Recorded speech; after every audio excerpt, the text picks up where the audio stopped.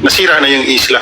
Kaya nandun na yun sa Languyan Bay ngayon, sa Languyan Island, yung mga kinukuha ng mga, well, after nung naubos yun, tumawid na doon sa Languyan Island. So, napakadami nito, Zambales, Mindoro, Palawan, lahat ng mga quarries natin nag-contribute ng lupa doon sa West Philippine Sea. 2013, 2014, 2015. Walang, kasing laki pa lang ng basketball court ang reclamation doon. Ni-report na namin ito kasi nakuha na namin ng picture ito.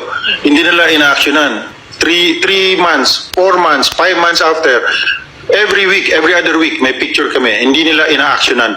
Alam mo, nung meron malaking building doon sa isang isla, ito na nga, mga military structures na yun nandoon.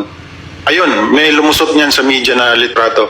At doon nagsimulang malaman ng taong bayan na mayroon palang nangyayaring reclamation doon. Ano ang ginagawa ng ng Pilipinas? Wala. Bakit? Kasi binibili sa kanila, binibenta ni Paquito Ochoa yung mga lupa. Wow. So he earned from it. Oh yes, Ibinenta definitely. pala tayo. Binenta tayo. Ngayon, sasabihin nila ang traidor yung Pangulong Duterte, administrasyon nito. No, I'm sorry, Executive Secretary